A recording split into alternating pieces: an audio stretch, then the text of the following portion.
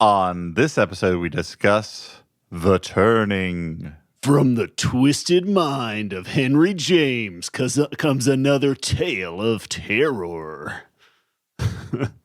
Terror? Yeah, that get too scary for you guys? Should I take a less scary take or more scary take? It was just scary enough, I think.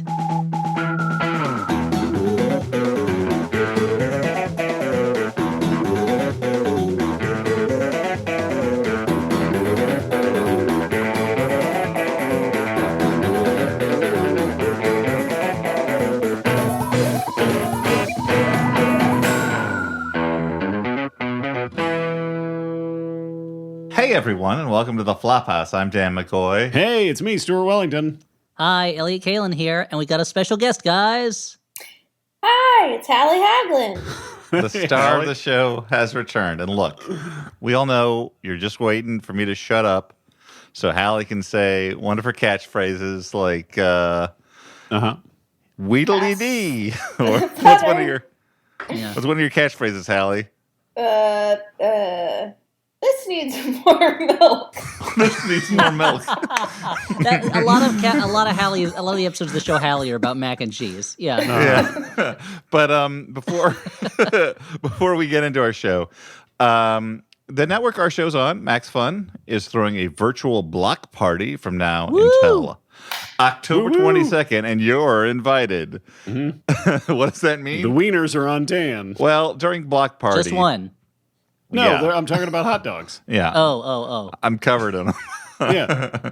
Oh, you're wearing that vest made out of hot dogs. Yeah. Slather me with bandolier. mustard because I'm covered in hot dogs. During block That's party. just like the hit 80s song, Pour Some Mustard on Me. Yeah. Because I'm covered in hot dogs. That's my catchphrase. Hallie says, this needs more milk, and mine's slather me with mustard. It's all food related. During Block Party, Max Fun shows are releasing episodes that are especially welcoming to new audiences. Well, we fucked it up already, guys. Didn't do that. With Oh, all these boy. shenanigans. So the new audience is like, okay, Hallie's the star of the show. Dan is covered in hot dogs. That's his thing. He has mustard on him. Yeah. Yeah, unfortunately, if you like Hallie the best, and many of our listeners do, she's not normally on the show. She is a frequent guest host, and But that's why you got to listen to every episode, because you'll never know. You just never know when. So you got to tune in. Yep. We've gone back through our catalog and deleted any mention in the show notes whether or not you were on the episode. yeah, you just got to guess. Yeah, and I may not come in till the very end. Listen to them all through, or as much as whatever metrics podcast listening are measured by. If you listen to them over half, that's probably okay. I don't know. It's the Wild West out there. But so anyway, Dan, the block party, huh? Oh, yeah. Some kind of Wild West block party. Yeah. If you've been encouraging a friend to try out our show, this is the perfect episode to share with them. It's also a great time to check out shows you've been curious about, since they're also releasing episodes geared towards new audience members as well. The Block Party has games, recommendations, a volunteer event, a limited edition poster, and more. You can find out about that stuff at MaximumFun.org/blockparty. Tell your friends, tell them to come to the podcast Block Party, and they'll say, nerd, but maybe some of them will come. Elliot is looking very stern. I went off message. I was there. thinking, what else I got to do? We're basically still in a pandemic, so. Yeah. Mm-hmm. That's true. Why not why not attend to a virtual block party? Yeah. Yeah. Mm-hmm. Well, we were supposed to have a block party on my block. It got canceled because of Delta. So, So Dan's stuck with all these wieners. Yep. Yeah. Take At one of my these house- mustard-filled wieners. So you filled the wieners with mustard? Like you injected them full of mustard? Yeah. Well, Yeah. I it's thought, like a churro. Uh-huh. Are churros inside usually and out, filled with mustard? covered in mustard? Yeah, he has. That's why we're in Dan's apartment right now. There's plastic sheeting all over the floor, and there's syringes that are been discarded that are partially filled with mustard, lying every which way. It's dangerous. And you're like, Dan, this is for inserting into hot dogs? And Dan's like, yeah, sure. Yes, Hot or dogs. churros.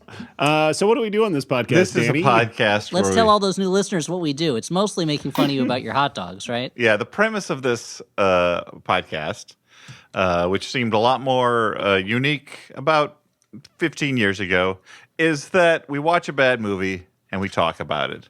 And every October, we celebrate Shocktober, the time of the year. It used to be when we watched slightly more horror movies than normal, because the early years were pretty horror movie heavy. These days, they've been sequestered mostly to the month of October. I guess I don't get to pick the movies anymore. No. Nope, it's always Mild Mountain Time and other movies that might make Dan cry. Yeah. And pretty frequently we've had Hallie on these episodes because she's a horror fan. And I know that a lot of people on Twitter have been wondering, Hallie, have you seen a ghost? No, I haven't seen a ghost. Yeah. No, I don't even have a joke. You're too Wow. sad. So Yeah. you can see why Hallie's the Joyce star of the Carol show. Oates would appreciate you not joking about ghosts. Or should I call her Joyce Carol Ghosts? I won't. So today we watched The Turning, Dan. Yeah. Based on The Turn of the Screw, the Henry James novella. Uh-huh. A famed heavily for its... and frequently adapted novella, Yeah. The Turn of the Screw. The Innocents, I guess, is probably the sort of the definitive That's the best adaptation. one. The Innocents is a great movie. Yeah. Uh-huh. Um, Didn't And maybe wasn't The there Turning is too. Haunting of Blythe Manor, the series on Netflix? is it based on the... I mean, it's pretty heavily influenced I by. haven't seen that one. Okay, So let's, what is the deal? It's just like the original haunted house story or something? I don't really understand what this movie was supposed to be about, so I don't understand what is... This Well, movie you takes put your finger- a very clear premise, which is that a governess is taking care of two kids who seem to be possessed or at least being controlled by the ghosts of two people who used to be at the house, and really confuses it up quite a bit. And I have to admit that, and we'll get to it, I guess, but I really want to talk to you guys about the ending, because it was one of the few times that I've seen a modern movie recently where I was like, what? I don't even know. yeah. I don't even know what that was supposed to represent. You could evoke any moment from the movie, and I would be like, "Oh, that was the ending." Oh, okay. Like I don't even remember which moment was the ending. Well, the ending, I think, we'll get there, is meant to capture the ambiguity of the story, which is the other big thing about The Turn of the Screw. You can, it has been subjected to a lot of literary criticism and interpretation over the years, and you can either read it as a straightforward ghost tale, or you can read it as the story of a governess who has gone mad through possible combination of sexual confusion and like gaslighting and gaslighting, And nerves, family, all the typical things that in the old days in horror stories women were going through. But you're saying, so The Turn of the Screw is one of the originals of the, it's a horror movie, or is it all in their head? Yes. Whoa. Yeah, I think it kind of yep, exactly. That's why they say things are twisted, Elliot, is because they're referring to how when you turn a screw you twist it. So, It's just amazing how Al Goldstein, he was so inspired by this story that he went on to found Screw Magazine, but he could have easily called it Turn Magazine, because it was the Turn of the Screw that inspired him to found Screw Magazine. Yeah. that's really interesting. I'm glad you shared that anecdote. So so the movie begins. Night. A woman, governess, flees from a mansion but is stopped at the gate by a ghost. Yeah. Saying, hey, do you have your passport to leave Ghost Town?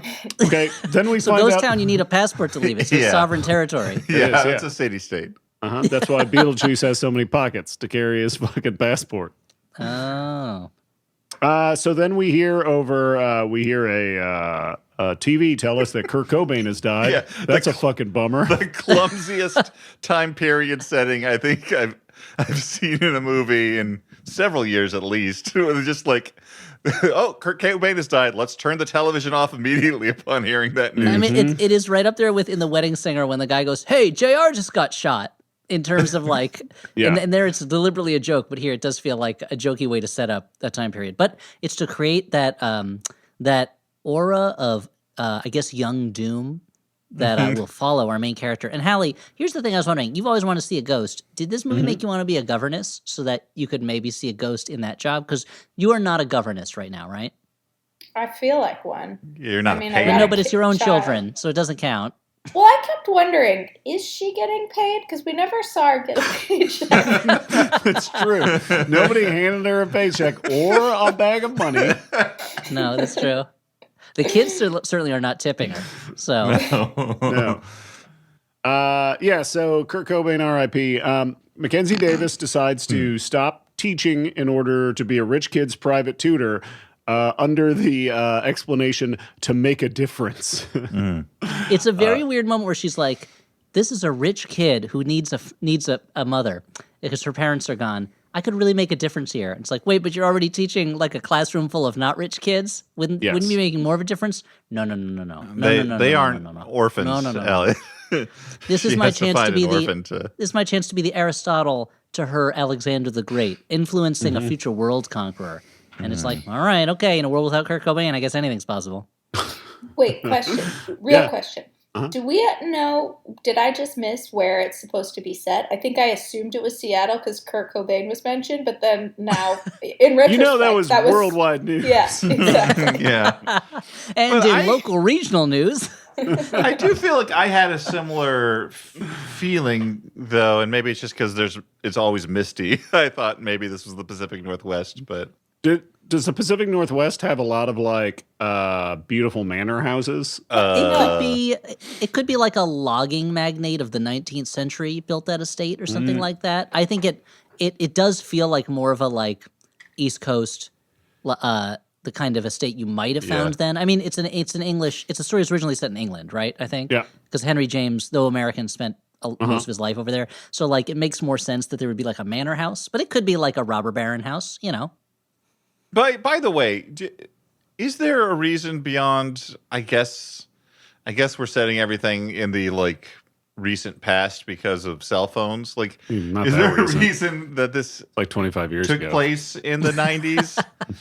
Well, that's recent past on the human timeline. I mean, Cool, if on the geologic scale, 70 AD is I'm the an recent idiot. past. You guys are right. It's the fucking turn of the screw. It's recent past compared to turn of the screw. Okay. So they wanted to set it at the turn of the century. I just don't assume- understand whether I they, like it's assume- not like, oh, remember how there are so many ghosts hanging around in the 90s? Like we got to but get back think, into that. I mean, there were a lot of ghosts in the 90s. They were the ghosts of decisions made by baby boomers, and they're now still haunting us. Yeah. But and of course there were the ghosts of Mars in the 90s. But or was that the early 2000s? I don't know. I think it's so- early 2000s. I think it is. They're setting it then, so it feels a little bit like the past. But you're right, to get away with not. Otherwise, when she showed up, she'd have to be like, "What's the Wi-Fi password?" And Ms. Gross, the old lady, would have to be like, "We don't have Wi-Fi." And then we'd have an interminable scene of her walking around the grounds Yeah. trying to get a signal on her cell phone. And like, who cares? Set it in the 90s. Why not? You know? Yeah. I love the 90s. Yeah. Has anyone Yeah, ever it said makes- that? I mean, I think Probably there's like a CD collection. So Mackenzie Davis decides to go visit her mom at a kind of stylish mental hospital. This is kind of when I realized like this movie looks pretty good. Yeah. Like everything is fairly stylized.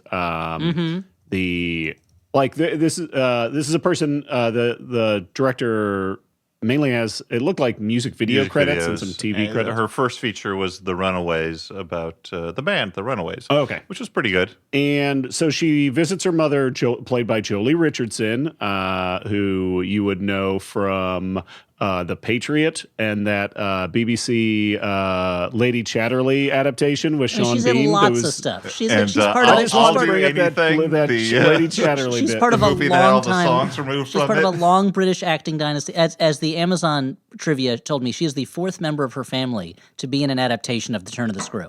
Wow. Going all the way Wow. back to The Innocents. Yeah, so she's but you know, she's a Redgrave, Jolie Richardson. So like, you know, her family is Oh, they're right. British acting royalty, you know. Wait, was Vanessa Redgrave in The Devils?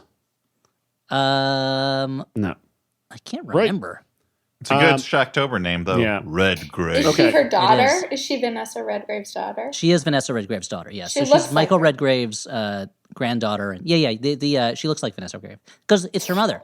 Yeah, that's that, like that makes a Dan, lot of sense. Redgrave is a scary. It reminds me. There's a breed of apple called Gravenstein, and and whenever I see a sign of it, I'm always like, Gravenstein. Danielle's like, it's not scary. It's an apple. Yeah, so But it's like Frankenstein with grave in it. It should be a scary apple. I It's think like the movie The I think it's Apple. interesting that Vanessa Redgrave was in The Devils, directed by Ken Russell, and then Jolie Richardson was in Lady Chatterley, that was also directed by Ken Russell. It's got Ken Russell all over it. So let's get back to this movie, shall we? Ken Russell, the father of Kurt Russell. Yeah. Exactly. Okay. And Kurt Russell, the father of Kerry Russell. Anyway, continue. No. God damn it. So she's in this stylish mental hospital. She's doing art in a empty pool. That She doesn't explains to seem her mom- safe for a Yeah. mental hospital. Yeah, I mean, Or anywhere.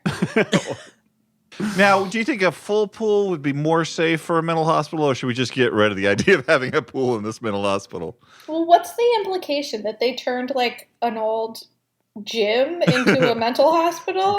Good question. Probably. I mean, I just watched Barb and Star, and it just reminded me of their motel where there's an empty pool where a guy's playing solitaire on a little card table at the bottom of it. I mean, this is the 90s. Maybe this is a statement about how back in the 80s, Reagan cut all the funding for the mentally ill. Yeah, so they had to lose So- their pools. Yeah. yeah. Yeah. They're like, we can They afford couldn't food or afford we can afford water. or water. We can't afford both. Yeah. So our heroine, her name is Kate. After leaving her mom, goes to this this manor house. It's pretty She walks- palatial. She walks around a lot. It's for such a large, well-groomed home and grounds. It is sparsely populated. And it's filled with a lot of like sort of Junk. foreboding noises. I And junk. Hallie's right. There's a lot of There's a lot bric-a-brac of in this house. Yeah. A lot of It's broken dolls in this house. They have a surprisingly large number of rooms dedicated to antique shattered mannequins. it's a pretty gothic story, so I guess like you can get away with this stuff when you're creating that kind of mood. But Yeah. Audrey did point out that it's just like, I don't think in a horror movie, like in the first 10 minutes, you shouldn't have like a bunch of scary noises. Like you want to like ease into that a little bit, like I fake your agree. way into like, okay, this is like at least 1 foot in the normal world. I mean, before it we is. get It into does that. feel like she does walk through a portal and enter into the like fairyland from Jonathan Strange and Mr. Norrell, where there's just Yeah. like diabolical masquerades going on all the time. Yeah, It yeah. really does feel like as soon as she gets to the house, yeah, she's entered a nightmare realm. She's entered the world represented by the illustrations in the original Scary Tales to Tell in the Dark books. Yeah. Like, Yes. Yeah. like it does not. Yeah, and I think that's It's an the Edward movie Gorey illustration or something Yes, from the come to beginning of life. Mystery. Yeah, she's in the mystery opening title credits. She should be like, this isn't right. Speaking of illustrations, she meets the, I guess, older housekeeper, Mrs. Gross or Miss Gross, who is exclusively looks like she has been taken out of a black and white photo, kind of like Detox in the season 5 finale of RuPaul's Drag Race. It's an interesting choice because this is a movie that features ghosts, and yet this woman who looks like a ghost the whole time is not one. And has a British accent. She is She not. And does. it would That- make Further confused me about the location. Me too. Yeah.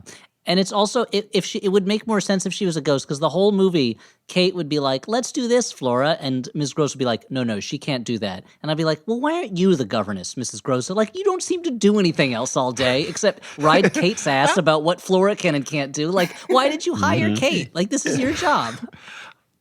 I was Yeah. confused about the situation there, like the flow chart of who's in charge, and also like who has guardianship of these kids. Is it that woman, or like that Oh, seems they're weird? owned by the house. The house inherited them. Yeah.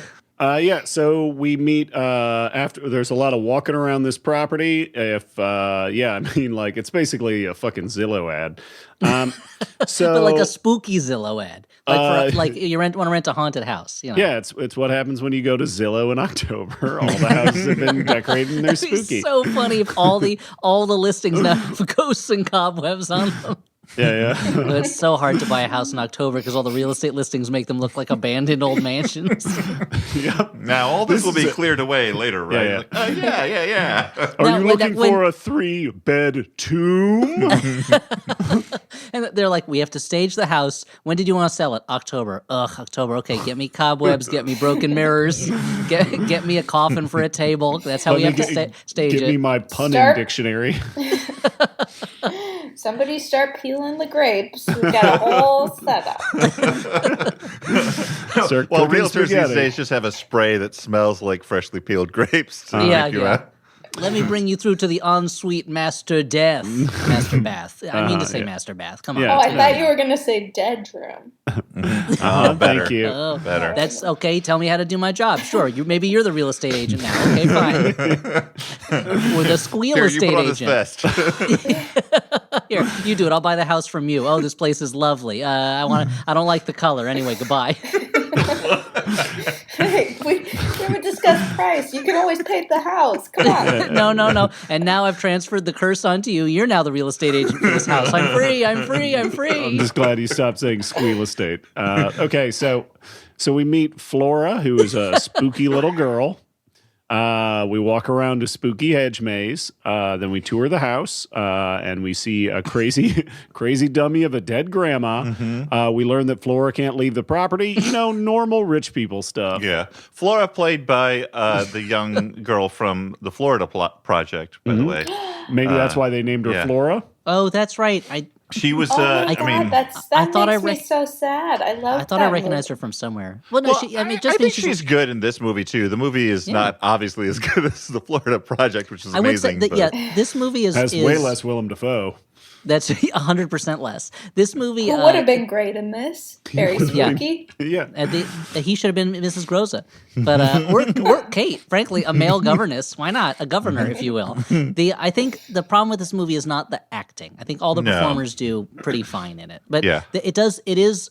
Stuart, you were saying earlier, or maybe Dan was, about how like the movie looks pretty good, but it looks all very samey. Like like I think you guys are saying, there's no difference between the spooky scenes and the non-spooky scenes and how it looks. So it all kind of turns into kind of like a gray glop at a certain Well, point. Yeah. You know? I have a thing about the acting. So Okay. I don't know if this is I don't know if you would attribute this to a flaw in the acting or a flaw in the conception of the movie. But I thought the kids should have been spookier. They're like actually not spooky at all. They just seem like normal kids in a spooky house. yeah. I mean, they seem like assholes. I mean, the seem like the son assholes. is an asshole. He's an asshole, but he doesn't seem like he seems like not as creepy as he should seem, I feel like. Yeah. No, I Yes. think you're right. This is a case like the girl is a sweetheart, and the guy who we'll meet soon in the synopsis that Stuart is so kindly Played by Stranger Things shepherding as us Finn through. Wolfhard. Yeah, Finn Wolfhard, our old Daily Show co-host, Daily Show writer Dan Amira once tweeted, well, Wolfhard or Wolf Home, I guess. And I was one of like 5 people who favorited that. It was really speaking to me versus I love his the normal. idea now of Dan Amira. This will mean nothing to the listeners who don't know him as a co-host of the Daily Show, because he's a man who has very little emotional effect when he talks. He's yeah, he very imagine me, deadpan, but man. more so. Yeah. But what were we talking about? So she spends the day. kids So, not being so I just wait. I want to. Oh, the kids wait, weren't spooky. I want to take Yeah. it. The kids aren't spooky. I want to mention that I think this shows that the children who play the parts, their names are Finn Wolfhard and Brooklyn Prince, and their names are spookier than the character names, which is Yeah. Miles and Flora Fairchild. And I think it's a conception problem. I think Yeah. that feels like a directing problem to me. That the kids, yeah, I think you're right, are not. There's nothing eerie about them, and so much of the movie is Kate wandering around the house getting spooked by mirrors and things like that. Yeah. But when she sees the kids, they're not like, there's nothing ghosty about them.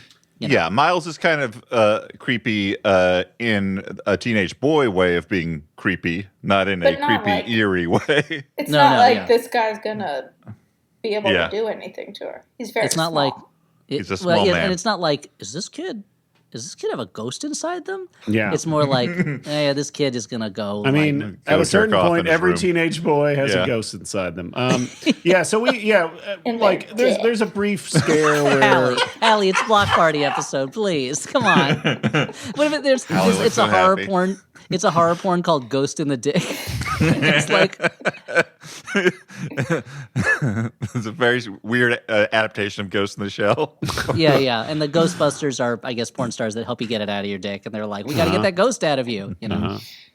yeah, so we have a couple of early scares. There's a point where the first moment after spending the day with Flora, Kate sees a ghost of a woman in the window and has a kind of muted reaction. Like she seems like a little creeped out, but not like, I mean, she just saw a ghost. What Hallie dreams about. And then she, there's a few other minor For all scares. you ghost listeners out there, you'd get a much better reaction from yours truly. Quit trying Hallie, to impress Mackenzie Davis. Yeah, Hallie, can you give us a taste? Can you give us a taste of what your ghost reaction would be like? I don't know. That seems like about the same, actually. And I know I just sprang it on you, but a ghost is going to spring it on you too. I can't So go all out. My baby is napping in the other room. Yeah, oh, that's that's true. That's Yeah. fair. Okay, like that. Yeah, like, She was biting her fingernails for everyone listening. yeah. Yeah, So she meets Miles, who's the elder child. We talked about him a little bit. He's a little bit twisted. He's been expelled from school. He's got a bad attitude. He sticks pins in mannequin boobs. Normal teenage boy stuff. Kate finds the diary of the former governess. So we get a little bit. She starts to do a little bit of detective work. There's a scene where she's in Miles' bedroom, or no, not even his bedroom. It's his like music room, and there's a moment with a spider that was pretty cool, right? A little trapdoor spider. Yeah, he just lets the spider crawl in his hand, and he's like, "Hey, man, I got a spider on my hand." Basically, And then he it's a CGI spider, and then he puts it in a tank, and a CGI trapdoor spider jumps out and eats it. It's And amazing. it's And like, you think this this- is going to somehow be relevant to the rest of the movie, but it's not. Yeah, You're you waiting think the for the movie's scene gonna? where- Yeah. yeah. You think the movie's gonna end with Jake Gyllenhaal opening a bedroom door, and there's just a giant spider there, and that's the end of the movie, and you're like, what? And that guy's making Dune now. It's crazy. yeah. Okay, so she hears Flora scream from outside, and she runs to the window and sees Flora floating in the pool, appearing to drown. So she runs outside. She jumps into the water. It's just a honeypot for the ghost, because a ghost tries to grab her. She climbs out, and then the kids are there laughing at her. Wait, was it a trick from the kids or a honeypot from the ghost? Who knows? Dan, what do you think? Well, I mean, the ghosts are possibly controlling the kids. In so, cahoots, says it could be McCoy. like that gift that says, "Why not both?" Yeah. Okay, so we get a couple more ghosts. Like, to be honest, a lot of this plot summary is just going to be like, ghost scare, ghost scare. Yeah. It's kind of the opposite of House of the Devil, which is super scary, even though it's just a babysitter walking around a house for most of the movie. Yeah. And without much happening. This is a babysitter or governess walking around a house with lots of jump scares, and you're like, all right, okay, where's the next one? Yeah. Yeah. And like you, once again, she's walking around this big house, and it's pretty clean and organized. And you would think, shouldn't there be more? Like, who's taking care of these fucking horses? Well, that's the Right? things they mention. So one of the things that come up is that Quint, the old horse caper, has died. But Yeah. They didn't hire anyone else to take care. So I guess Mrs. Grosso was like, another thing to add to my Yeah, I to-do got it. list. I'm already cleaning the house and cooking. I guess I'll take care of the horses. Time to shovel out the stalls. Yeah, we get a little garden horse ride where Kate is learning to ride a horse while Miles whips it a bunch, and it's just kind of like there's a strange power dynamic already going on here. And then they ride their horse to the koi pond, where he then stomps on a fish, which is also not cool. Well, he's putting it out of its misery. It was being eaten by a raven. Yeah, That's true. Because It you know had what a ravens big love to eat is fish. That's You a see it all the raven. time. out of its. I mean, I'm sure a raven would eat some fish if it had the chance. Only one way to I find out. know. I don't know if it's the Ravens kind of right into, I would want a fish, care of Dan McCoy, if there are any care of Hallie Hagland, 123 ornithologists Los out Angeles there, Street. they can tell me whether corvids grab fish from ponds or not, or whether that's not a thing that a raven would normally do. Mm-hmm. Uh, Yeah, Archie's- we'll have an Insta poll vote. That's so Raven or that's not so Raven. Yeah, Okay, thank God well, that road Dan, led just somewhere, pull up Elliot. Instagram Thank Wait, you. and but throw it in there. also another confusing detail. So it's like he stomps on this fish, and then she's like, "Miles, why would you do that?" And he's like, "Nothing should have to suffer." So then you get the sense that that's foreshadowing, and that Yeah. line is gonna have something to do with the plot. It does not. It does not. No, that's true. No, like even if there was an evil ghost inside him, at least like that sentiment isn't that evil. Like You should think that this ghost is a good ghost. Okay, well, we'll talk about good ghosts later when we A review. good ghost? Yep. So there's Thank you, Hallie. there's a lot of sequences where Having a dance reaction. It's like I'm I'll take it. I'll trying take to it. kill a baby. there's a lot of sequences where she has a scare and then she wakes up and it's like, oh, it was just a dream. And then there's another scare and you're like, how many fucking nested dreams are we having? Like, are we all in fucking Killing Murphy's mind or something? What's happening? Okay, so there's Miles makes a weird comment about how Kate has a sexy tattoo, and we learn that she has an Ouroboros tattoo on the back of her neck, which, depending on the time and where she got it, that might have been an illegal tattoo, right? Okay. A legal tattoo? I don't understand. Yeah, tattooing wasn't legal in New York until I think the mid 90s. Huh. Well, interesting. That's Yeah, the most that's a interesting thing I've Stu's heard. tattoo talk corner. Oh, cool. Wow, I didn't know I was going to be impressing you guys with my knowledge. Right in, of course, was that little knowledge drop Raven or not so Raven.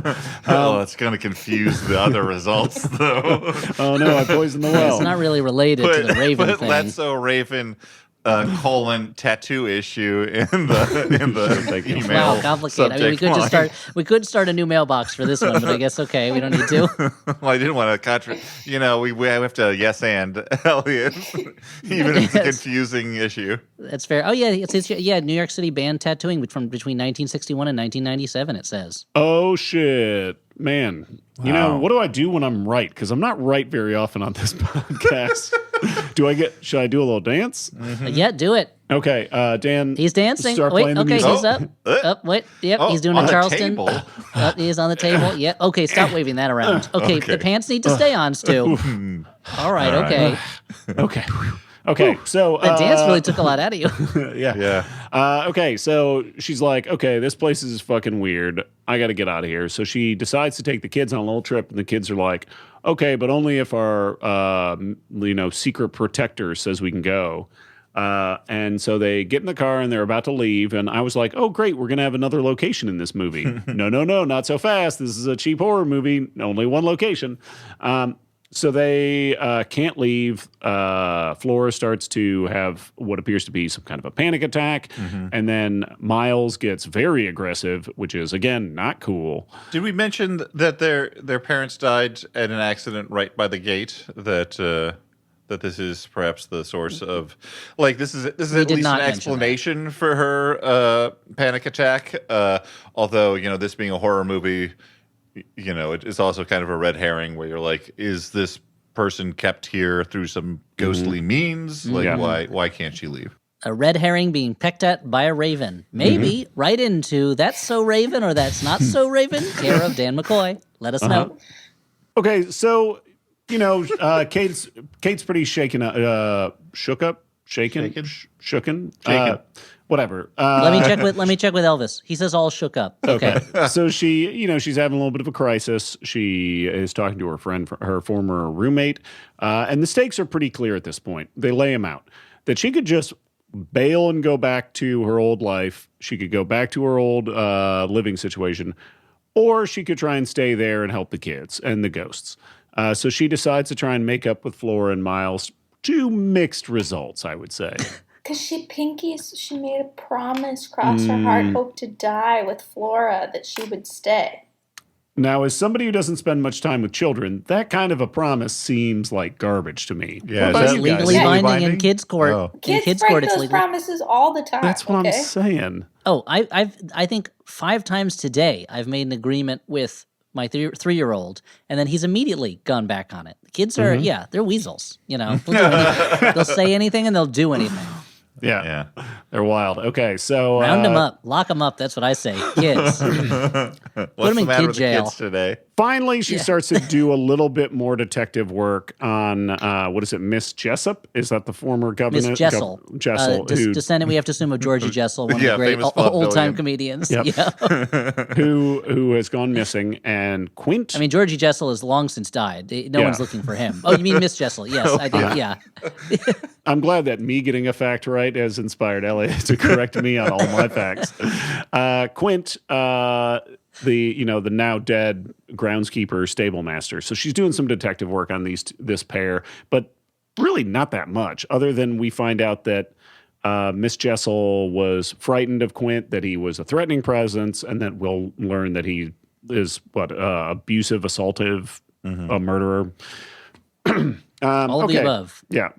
If the ghosts are to be believed. There's a bunch more ghost dreams. She decides to play a game of pretty fucking hide and far seek. into the movie. Yeah, it's like pretty basically far in.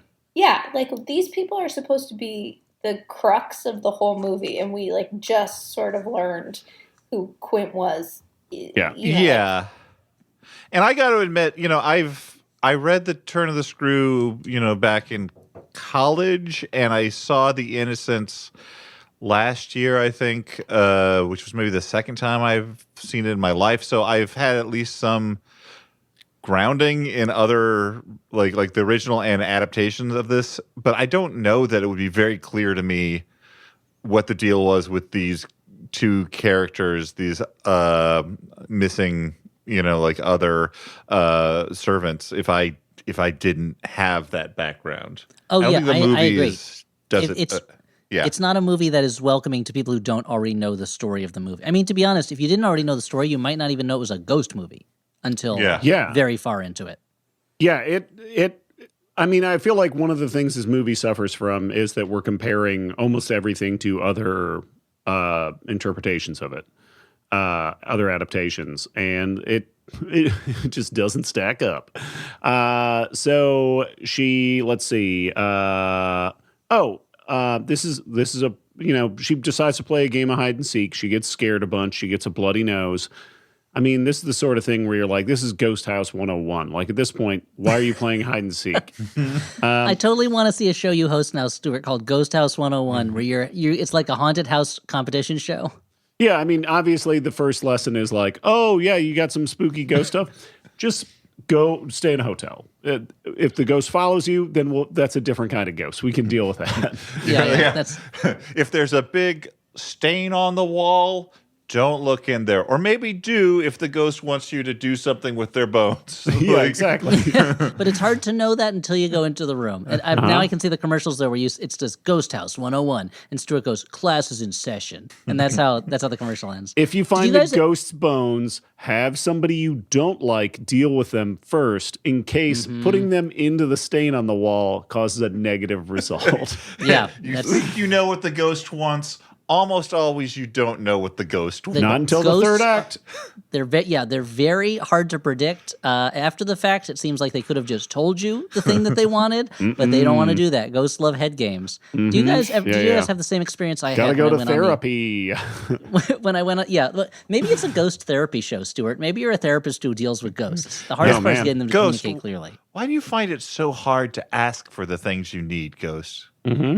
Yeah, this is all great stuff. Let's start TMing this. Let's write it up. By the way, Elliot, if you said that already, every once in a while you keep cutting out. So we just have to play a game where we guess what you're saying. I know my internet connection today is not so great.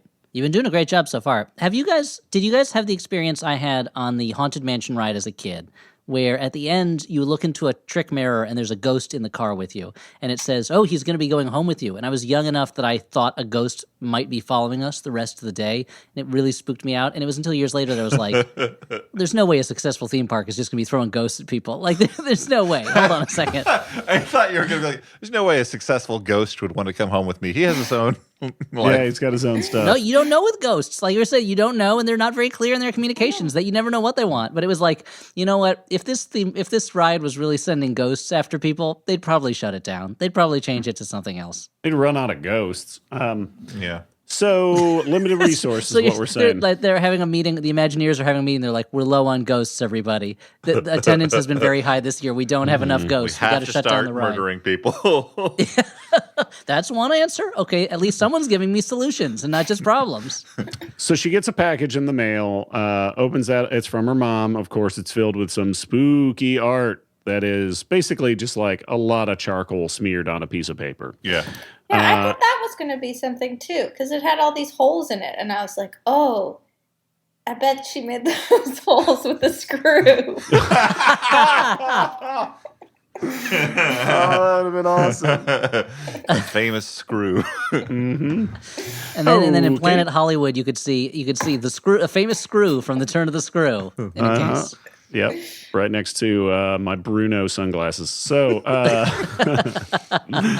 Your Okay. Bruno sunglasses, yeah, I hate worn by Stuart Wellington. Yep, Bruce Willis is actually just Stewart's alter ego, just like Bruno Yeah. is Bruce Willis's alter ego. Yeah, I have to. I was bitten by a radioactive egg, so I turned into Bruce Willis on a full. Okay, so she, of course, follows a ghost to a pond, and she finds Miss Jessel's dead body in the pond. She's like, it's time to get the fuck out of here. So she goes back to the house where she witnesses a ghostly assault, where she watches Ghost Quint strangle Ghost Miss Jessel. And then Ghost Quint starts to attack her and then pushes Miss Groza over It's the gross. balcony. I don't Gross, know yeah. why Elliot has reinvented the pronunciation of this. Yeah, I think they're Just just because the trying way to it's make her spelled. seem. Just because the way it's spelled. Yeah, so I mean, Mrs. I do want the Gross character to gets- be more interesting than she is. Because She- Mrs. Gross is just a bit on the nose as a character in a horror movie. She gets pushed over the balcony. Hello, which I'm your boss, Mr. Spooks. Okay, well, she gets pushed over the balcony, and we get like a kind of fun little stunt. And then Kate runs through the house. She tries to get the kids to join her and escape the grounds. But then, as she's driving up to the front gate, it cuts back to her opening the package with her mom's artwork. Yeah. So that stuff was all, I guess, a dream or in her head. Yeah, what the fuck? is it more interesting to read it as something that did happen, but the house has kind of caught her in some sort of loop of Yes. existence? Yes, Because that is it much is- more it is- interesting. It does feel, because I had the same feeling when I was watching it. I was like, oh, okay, so she imagined all the ghost stuff and the exciting stuff while she was looking at this charcoal Yeah, drawing full of holes. maybe it's a commentary on the powerful effects of art can have on people. Like, I know when you go to the museum, don't you stare into the paintings and then imagine a whole lifetime of experiences? Imagine Very much myself so. escaping some ghosts. Imagine and trying to it- escape a ghost house. I mean, think Kind about of like like Star. her tattoo.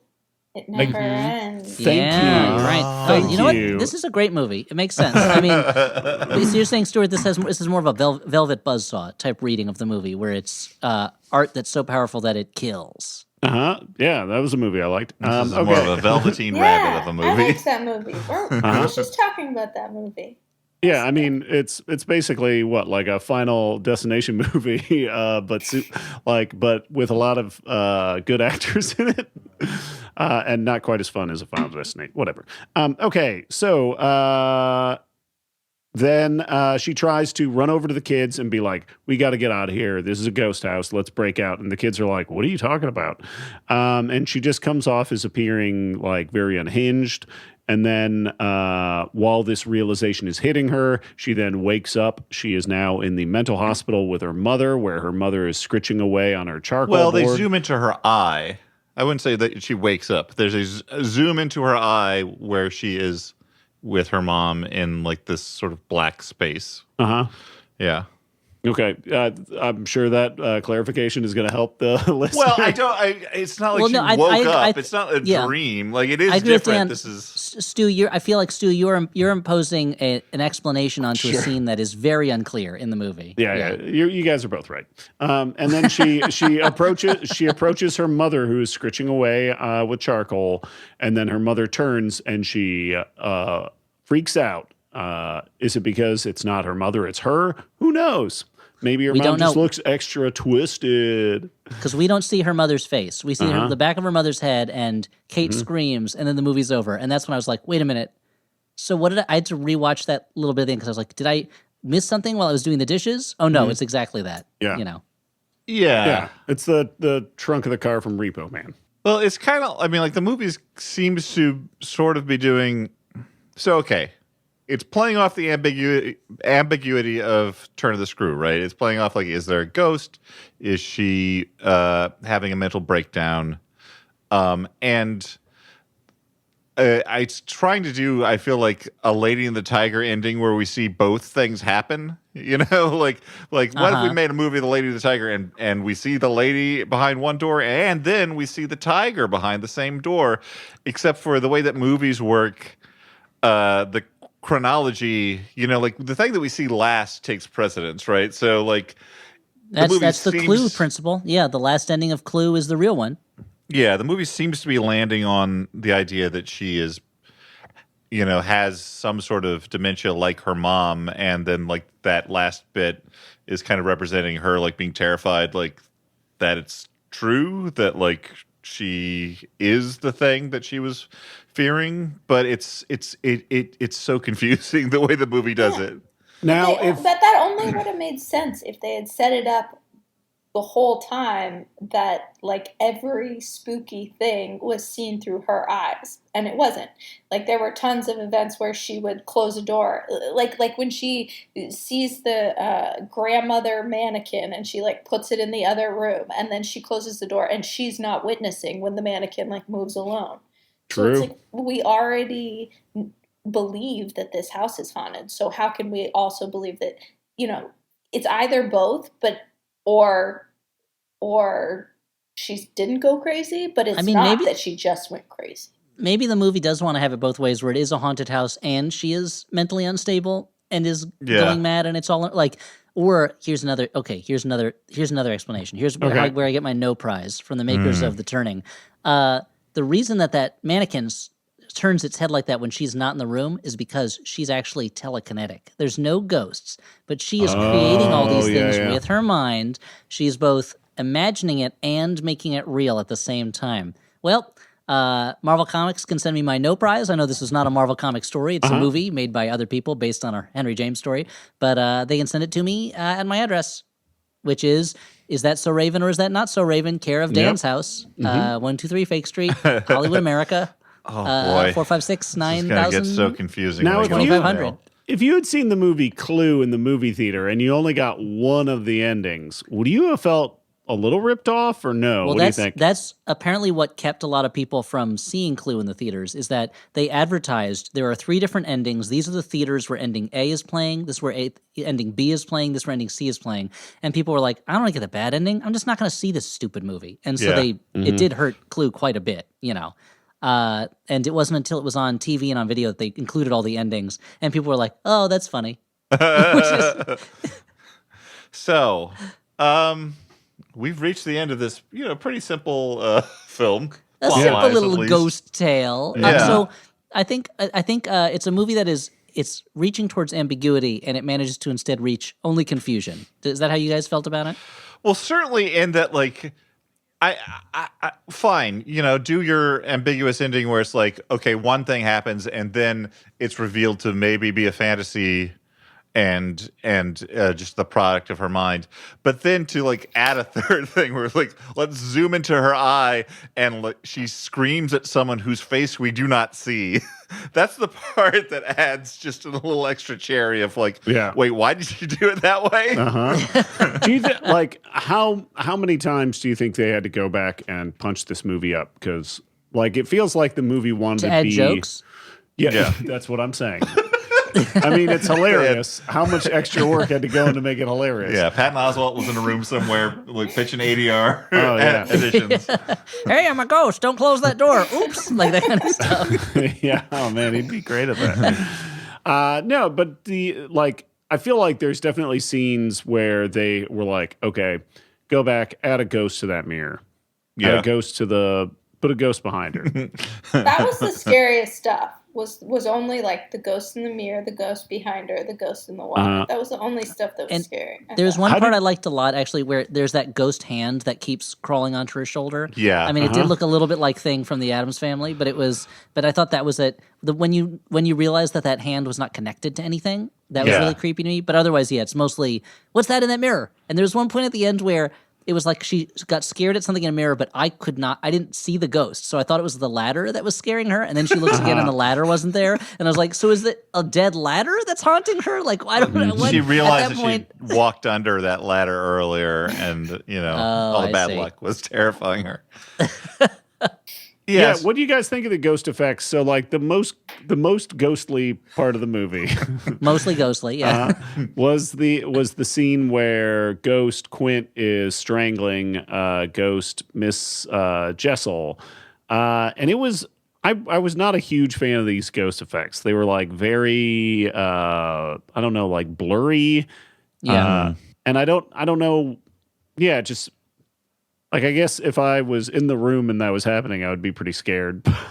You certainly would be. The You Goosebumps. certainly would be. The Steve. tough guy. Goosebumps theory. I don't know. I guess if I was in a room and a blurry guy was strangling a blurry woman, I'd be like a little weirded out. But I might I'd be like, let me see it. Let me see it. It is like a Dave McKean cover for an issue of Sandman, where it's like, okay, this is like a blurry picture of something. Okay.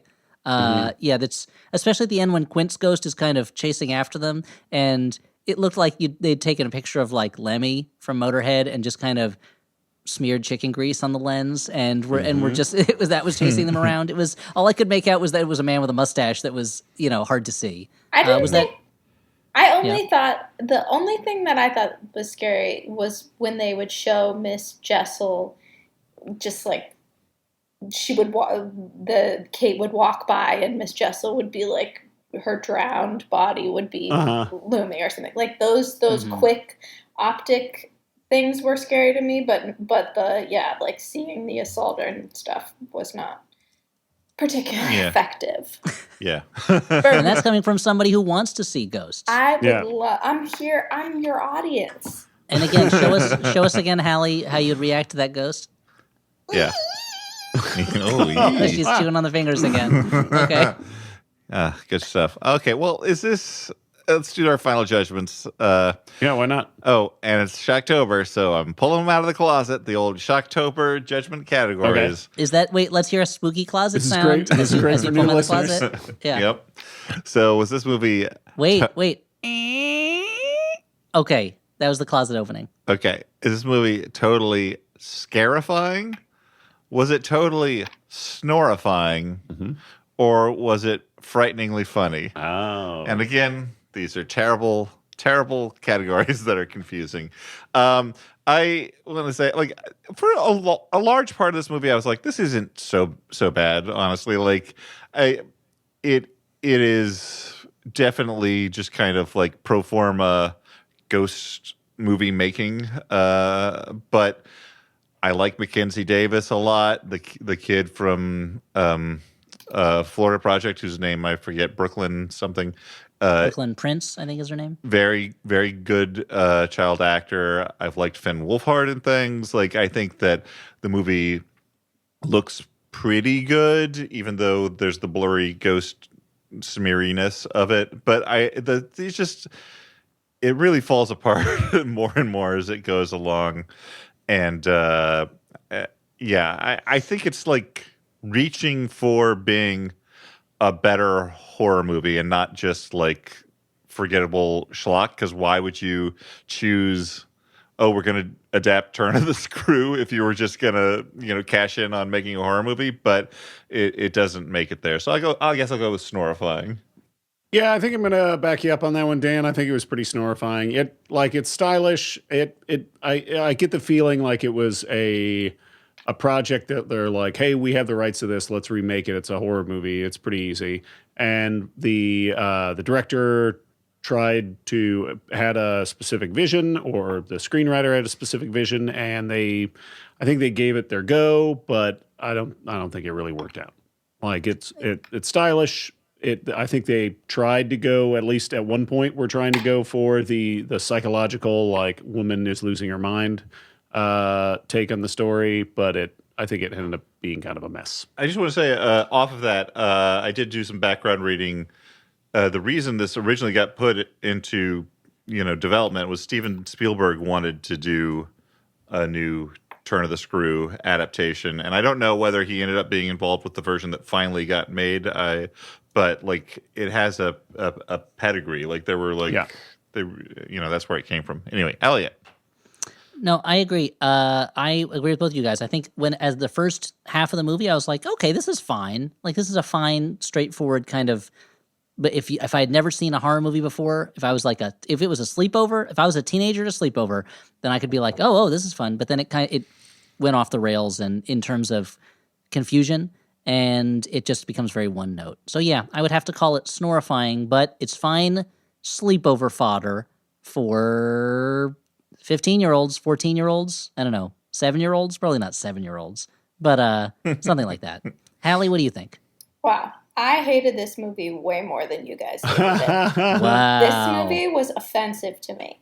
I feel like the fact that it did look good and the fact that it had big people in it made it all the more offensive, because it was like when you watch something that's really popular with a bunch of people and you're like, I don't get it. Why does everybody else like this? It's like this, the patina of should be good that completely obscures that like nobody put any thought or any effort into making this. Like all of the flaws of it are things that could have totally been avoided if any effort were put in. I don't even understand. It's like, there's no plot. It doesn't matter where you dip in or where you end the film or where you start the film, because it's all just like this like shitty mood piece sort of that like the chain of events has no coherence.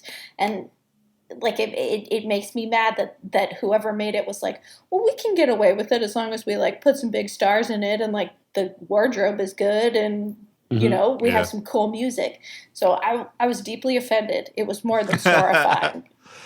Wow. And this is, I think Hallie represents more probably the general audience member out there who has not been numbed by so many bad movies like the three of us have. But at least, like, you know what it left me thinking? Because I also watched That Awkward Moment with you guys. Do you remember? Yeah. Oh, yeah, you loved that movie. You thought it was amazing. It made me think it was even better. Because I was like, there's a movie Mackenzie Davis should be doing, which she was in. I was like, now that's quality. Because at least some stuff that we watched that's really bad, even movies that I've said I didn't like on this, are at least weird and bad. Like, this isn't even weird. This is just stupid. Sorry. Oh, we almost broke a Hallie. Hallie, if ever the movie that I did is not the movie I expected you to get so mad at, but yeah. And it made me think that movie, the Louise, the Steve Mnuchin's wife movie that we watched last time was like way better than I gave it credit for. Okay, add it to the box. Well, way beter than I gave it credit for. Raves, Hallie Haglund. And then on that awkward moment, it says, Mackenzie Davis should be doing this. Hallie Haglund. Upon seeing worse movies, I realized it wasn't so bad.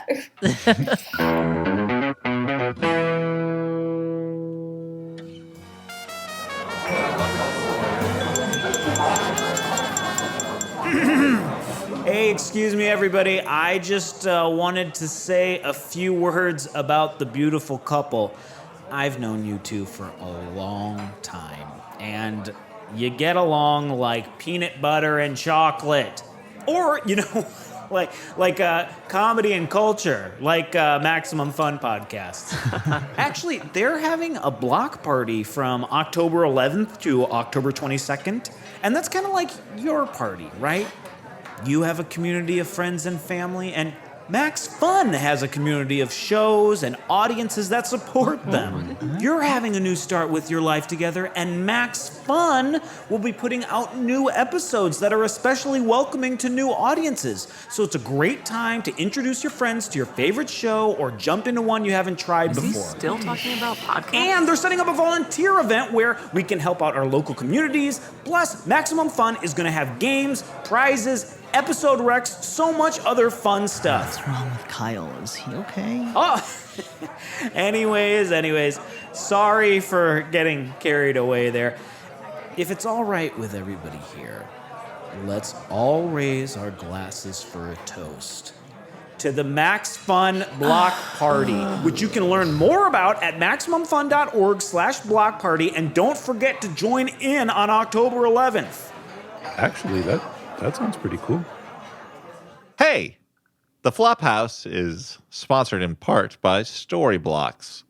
Storyblocks makes it possible for creators to keep up with the growing demands for modern video content so you can bring all your stories to life and stop sacrificing your vision due to time, budget, or resources. Storyblocks' unlimited all-access plan gives you unlimited downloads of the over 1 million plus assets in their library. You can try out multiple options quickly and find the perfect fit so you can create more and spend less.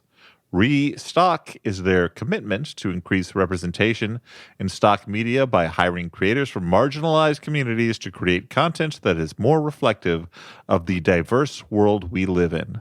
Stay on budget while telling the best version of your story with the most affordable subscription plans and tools on the market that scale to meet your needs. For the Super Mario Brothers show, which unfortunately is, by the time you listen to this, you will no longer be able to watch it. You snows and you lows, I'm sorry to say. But I did another intermission a little video. I used all Storyblocks stock footage, confident and comfortable knowing that this is stock footage that I had access to, didn't have to pay extra for, could find whatever I wanted for whatever silly idea I had, and it was a great experience. So you too can explore their library and subscribe today at storyblocks.com/flop. That's storyblocks.com/flop. The Flophouse is also sponsored in part by Smalls. Give your feline friend protein-packed meals they'll crave with Smalls. Now, Smalls is fresh, human-grade cat food delivered right to your door. All cats are carnivores. They need fresh, protein-packed meals. Conventional cat food is made using low-quality, cheap meat byproducts, grains, and starches coated in artificial flavors. No, thank you.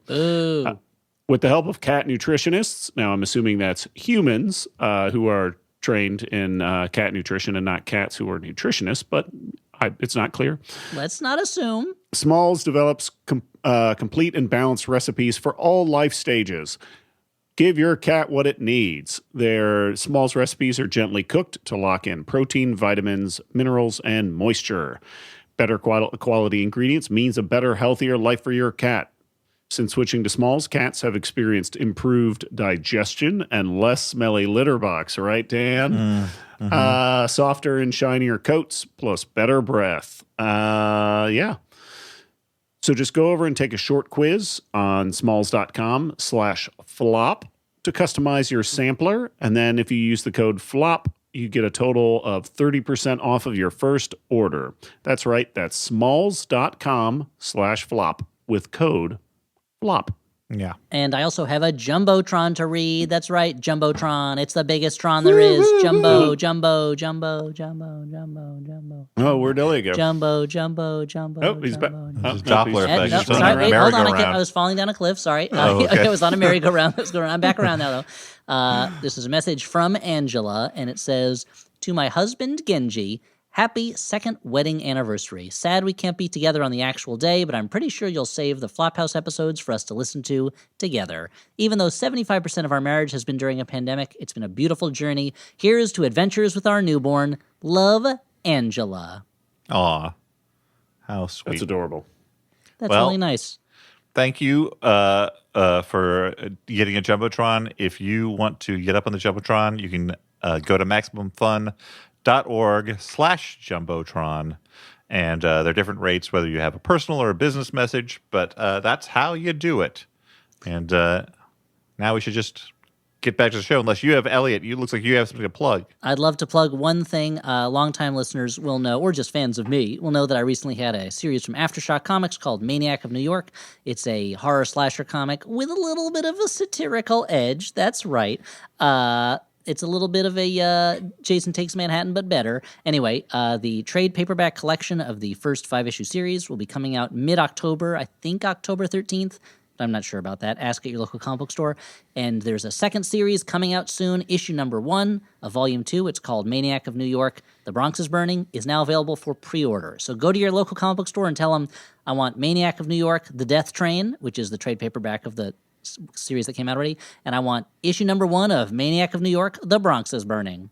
That's what I had to plug. And on the subject of comic books, right up now, depending on when you're listening to this, but at least for the time being, there is a Kickstarter going on for the Psycho Gorman comic book magazine, which I have contributed a short story to. Which character did I write about? Of course, the character I did the voice of, the iconic hero of the movie, Tube Man. So yeah, if you want some space terror with a host of amazing creators and me, you can go check that out at Kickstarter. Just look up Psycho Gorman. I contributed to that Kickstarter Thank because I wanted to you. see that story from Stu. Yay! More Bring my Tube dream Man, to please. life. Let us move on to letters from listeners. Listeners like you, the listener. Circular, like the Ouroboros on her neck. This is from Eric, last name withheld. And Eric writes, just after I listened to your Boss Baby episode on which you asked what an orchestra contractor is, I happened to read this piece, and there's a link, in Polygon about the Fellowship of the Ring score. To quote it, orchestra contractor Isabel Griffiths was responsible for finding musicians for the unusual instruments composer Howard Shore hoped to use. So they're basically casting directors for the musicians recording the score. So that mystery is solved. But Eric also has a question. I would like to increase my awareness of world horror cinema. Are there any particular films or directors off the beaten path that you would recommend? Did the Czech New Wave ever venture into genre territory? I would like to. One that came to mind was. Is it pronounced Vi? I don't. It's spelled Vi. Do you know what I'm talking about? V? V. The VIY, VIY. It's a Russian horror Is that the movie. Aliens with Mark Singer? No, it's a Russian horror movie. It's from 1967. I think it was 1967, not 67 AD. I think it was the They first. weren't making movies then. They didn't even have a Russia then. It was the first horror movie to be made in Russia. It's sort of derived from Russian folk tales, and it's someone has to. The rest is Stay just it. life in Russia. Am I right? A priest has to. Horror movies, you. In America, movies scare you. In Russia, we scare movies. There's a witch that has died, and a priest has to watch over her 3 nights in a row in the tomb, and things get nuttier and nuttier over those nights. It's a very, for 1967, it has very impressive effects, I think, and it has sort of some of the same spirit that you see in something like Evil Dead 2 or Hausu, where it's just like, let's throw a lot of stuff at the screen. It takes a little more to warm up than those movies, which are gonzo all the way through. But it's a very fun movie if you want to look for a classic foreign horror movie. And it is on Tubi. Yeah. What are you sweet. grinning about, Hallie? You're laughing at me. I'm just imagining Gonzo in a horror movie. That would be great. Throwing chickens at you. Yeah, I mean, do you think it's one of those movies? It's him and Camilla, and they checked into a haunted hotel. Oh. I feel like there's a lot of countries that have long horror traditions, whether it's Japan, South Korea has a long tradition of great slashers and thrillers, super violent stuff. Obviously, there's a lot of Italian filmmakers, whether it's your zombie movies or your giallos or whatever. And then there's of course the whole French wave of torture, New extreme French horror. yeah, the extreme French horror stuff, if you like the really gross stuff. So, yeah, I think there's a ton of great stuff out there. And also, I feel like Shudder's a really good resource actually because they have such a well curated collection of stuff from all over the place, especially a lot of foreign language stuff that you might not normally see. Elliot, do you have any Czech yes. New Wave horror? Specifically addressing Czech New Wave, the two things, I mean, I don't know all the Czech New Wave movies, but the ones that most clearly to me are like horror movies is one is a movie I recommended on the podcast a while back called The Cremator, which is not a supernatural horror movie, but is a person being driven into murderous madness type of horror movie. And there's this very ominous atmosphere to it. And there's also Valerie and Her Week of Wonders, or it's sometimes called Valerie's Week of Wonders, or sometimes just Valerie in the Week of Wonders. And that is more of a dreamlike kind of horror movie where there's like a vampire rat man and this girl who is approaching like maturity and dealing with all sorts of dreamlike things. That's more of it's not one of my favorites, but it's a little both more straightforward horror and also stranger.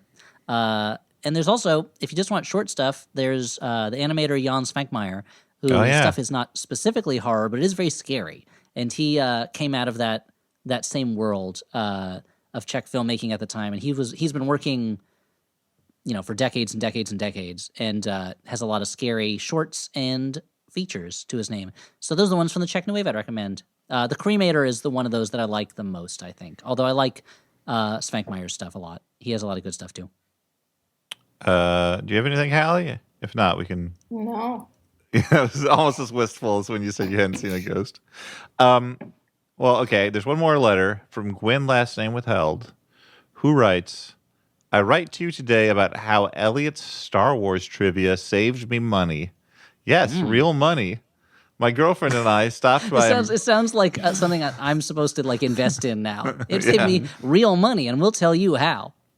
My girlfriend and I stopped by a merchant booth at a local convention, and the dealer had a game of geeky trivia set up with the prize for a correct answer being a 5% discount.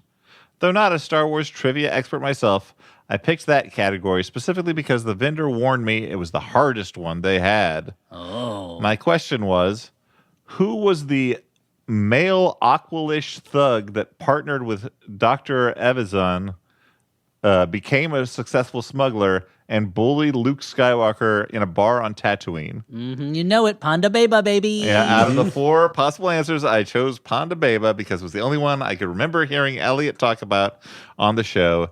And because of that angelic voice singing with nasal sweetness in the back of my mind, I won. So don't give our favorite. Be careful with who you pick to be friends, is the story of Ponda Baba. Don't give our true. favorite walking wiki article too much guff. His antics might someday save you some cash. Sincerely, Gwen, last name withheld. You know what, Elliot? I don't know that Elliot saved me cash, but his antics certainly have helped make me money. So, yeah. By getting you jobs, yeah, certainly. Yeah. So if you see Elliot, I don't know, rub his head for luck. I don't know what I'm saying. No, my hair is already falling out. Don't do that. But here's the thing about Ponda Beba. The guy is already dealing with the hard fact that his face looks like a butt and he can't speak basic English. He has to be interpreted through his friend Dr. Evazan, who is not a reliable narrator. No. So you just got to feel bad for the guy. Now he's got one less hand. Poor guy. Poor walrus face, Yeah. That's what I say too. Cool. Poor walrus face. Okay, That's my other catchphrase. Yeah, I mean, the song from Oklahoma, "Poor Walrus Face is dead." Just claiming catchphrases. Okay, well, let's cap this episode off with recommendations of movies that you could watch that are better than The Turning. Let's say. Is that possible? Just last night, I watched the original The Fly from 1958, starring Vincent Price and 2 more generic people in the actual leads of the movie. And, it's a very silly movie in a lot of ways. Like, it seems like the first half an hour is just the scientist transporting various things from one side of the room to the other. You have to remember, Dan, back then transportation technology was new. Yeah, now we have exciting. Transporters and it's like, whatever. Let's use them to assassinate Jesus or something. But back then it was a totally new technology. Yeah, well, there are a lot of filigrees in the story that aren't necessarily necessary. Like it all has like this like framing device of like, why did this woman kill her husband? And it turns out, spoiler alert, it's because he's the Fly, the titular Fly. But Is there a part where after getting mushed together with a fly, the dude gets a little bit sexier? I mean, it depends on what you like. Do you like a big, hairy, sort of like claw hand and big fly eyes? Okay, well then, yes, he got sexier. Just like Jeff Goldblum. Yeah, but even with the silliness of it, it's a very like I found it also very sad. Like it's an inherently sad story of like this person who's like like trying just to come up with a new invention, makes one mistake, like sees how he's devolving, sees how like he can no longer be the husband he wants to be, like hope draining away.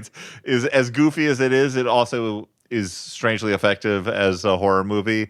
And I had always remembered, I saw it once before, I had always remembered it as being a black and white movie, but I was wrong. It is in glorious Technicolor. It's actually very pretty that way.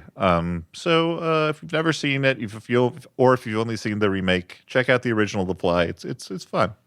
Anyone else? Yeah, and this isn't a horror movie. Next week I'm going to visit my friend Elliot in Los Angeles, and so to prepare for that, I watched a movie from 1985 directed by William Friedkin called To Live and Die in L.A. That's exactly what my life is like out here, Stu. So I'm glad you watched that. You'll be ready for it. It's great. It's all the things that people say about it are true. The soundtrack by Wang Chung totally rips. The car chase is incredible. Like I remember, I was watching this movie this morning while very hungover, and it got to the car chase scene. At first, I'm like, "Oh yeah, okay, yeah, this is pretty good, I guess." And then, a couple minutes in, I'm like, I audibly said, "I love movies." Yeah, it's just fucking great, man. And like, you get to see Willem Dafoe hanging out in a gym, working out. It's awesome. Watch that shit. That movie. I recently rewatched it, and it's like the movie is so to watch a movie set in a world with almost no morality. It feels like, or like where the characters are so morally compromised the entire way through. Like it's a bracing movie that way. Yeah. Yeah, you don't know who to root for, and they're all constantly fucking up. It's great. Yeah. And it's a world where the villain is constantly going to an art dance show that his girlfriend's performing in. It's great. Yeah, he's super supportive. He's a great supportive boyfriend. The bad guy character that is a fascinating character. Yeah, the guy in there. A lot of turtlenecks. Mock turtlenecks or a lot of turtlenecks? I said a lot of turtlenecks. I also there's a sequence where early on where Willem Dafoe is counterfeiting money, and it's very like technical about the process. And I just love that kind of shit, man. Like having recently watched Thief, there's a lot of technical shit in that. And it's like, I don't know, like I love the physicality of watching the process. I don't know. I thought it was awesome. Well, it reminds me of what a friend of mine once said about when he finally saw the original Dawn of the Dead, and he was like, here's what I like about that movie. They mess up all these zombies, and they go, we got to clean this up. And then you watch them get the janitor supplies and clean it up, and then put the janitor supplies away. like the things that show you the physical actions you have to go through to complete a task. Like, you know what? Did you really guys watch that show The Fall with Gillian Anderson and I watched the first. Jamie Dornan is in it. Yeah. I watched the first season. That was so good about it. They did all they had all these scenes where it was like, you'd have someone rushed into a hospital room and they were doing triage on them, and then they'd show like the attendant cleaning up the room afterwards. It's just like covered in blood. Yeah, all the sort of technical stuff that they never show you. That's cool. It's a TV show. Show me the stuff. Yeah, show me the stuff. That's Stuart's catchphrase. Show We've gotten me the all stuff. of our catchphrases now. Yeah, from Georgie Maguire, the Asylum Pictures ripoff of Jerry Maguire. Show me the stuff. Elliot, why don't you recommend a movie? It goes, and then at the end, she says, "You had me at hi there." That's how it ends at the end. Yeah. So I'll recommend a movie now. So it's not, I guess, a horror movie, but it is a frightening situation to be in, and it also involves car chasing, so it fits between both. And I recently took a revisit to the movie Breakdown from 1997, starring Kurt Russell and J.T. That's Walsh. a fun one. Yeah. Kathleen Quinlan, and it was one of these movies I remembered seeing as a teenager and being like, that was fun, and I wanted to go back and see if it was as good as I remembered it, and it was. Kurt Russell and Kathleen Quinlan are a married couple.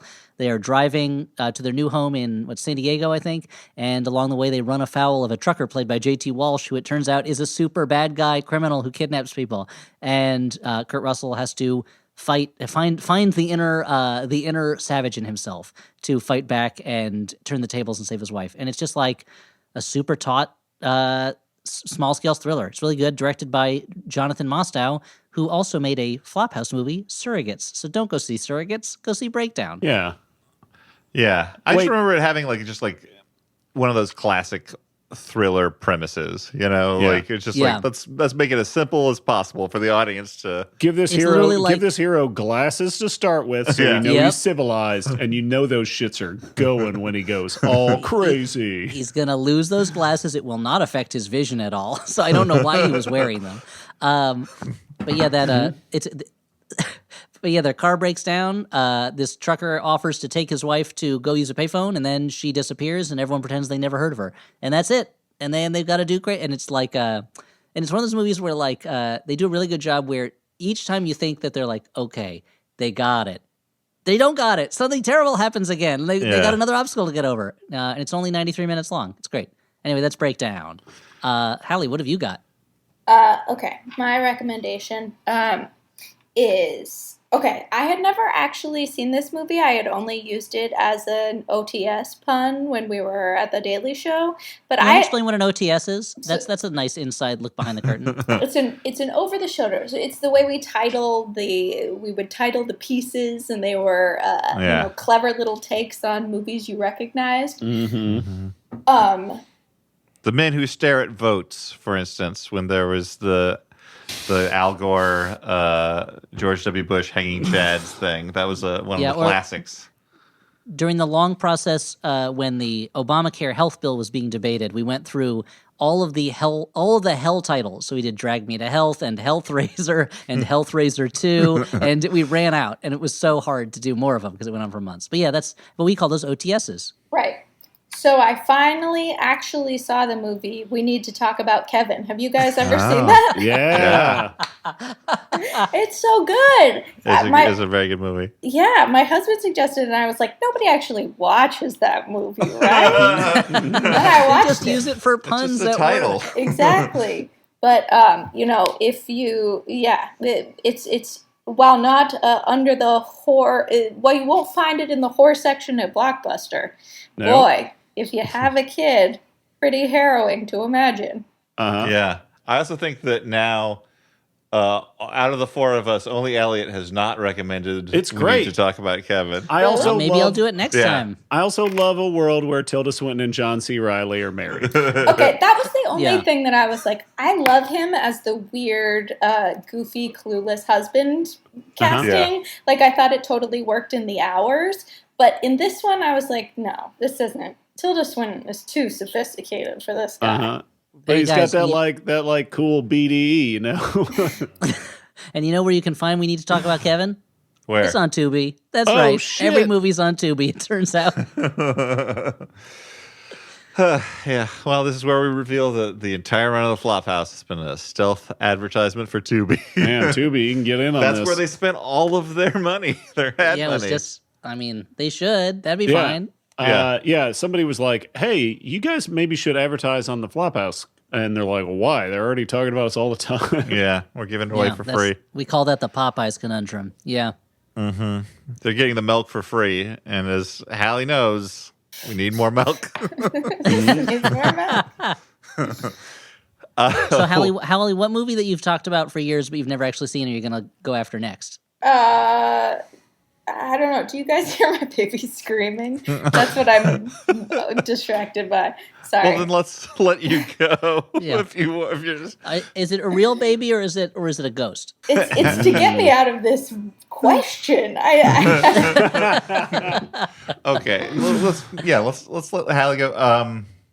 what do we do at the end of the show? We say we let Hallie plug anything she wants to yeah, oh, plug. yeah. You got Dan, are you one of the new listeners who's joining because of the block party? I heard an ad for this on Alonso's show, and I just I was like, this is for me.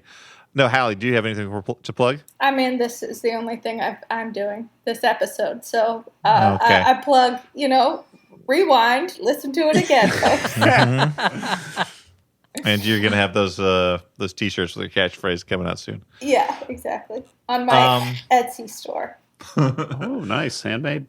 Well, thank you to Alex Smith for being our producer, making this sound as good as we do. And thank you to Maximum Fun. Go to MaximumFun.org to look at other podcasts on the network or listen to them. If you look at them, they won't do much. But if you hit play and listen to them, you'll be edified and you'll enjoy yourself. Yeah. And if you're a new listener who is just tuning in from the block party, we have a whole bunch of episodes, years and years of them. Don't go too far back. But, whatever. Check it out. Some are worse, some are better. Who knows? Just take a chance. Some need more milk. Sorry, Yeah. Harry, I stole your guess. But for the Flophouse, I've been Dan McCoy. I'm Stuart Wellington. I'm Hallie Hagland. I'm Ellie Kalin. Bye. Boing. Bye. Boing.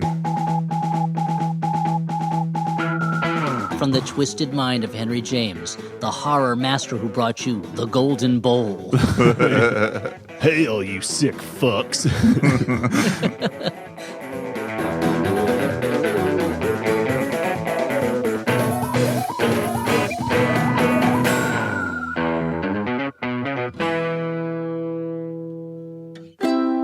MaximumFun.org. Comedy and culture. Artist owned. Audience supported.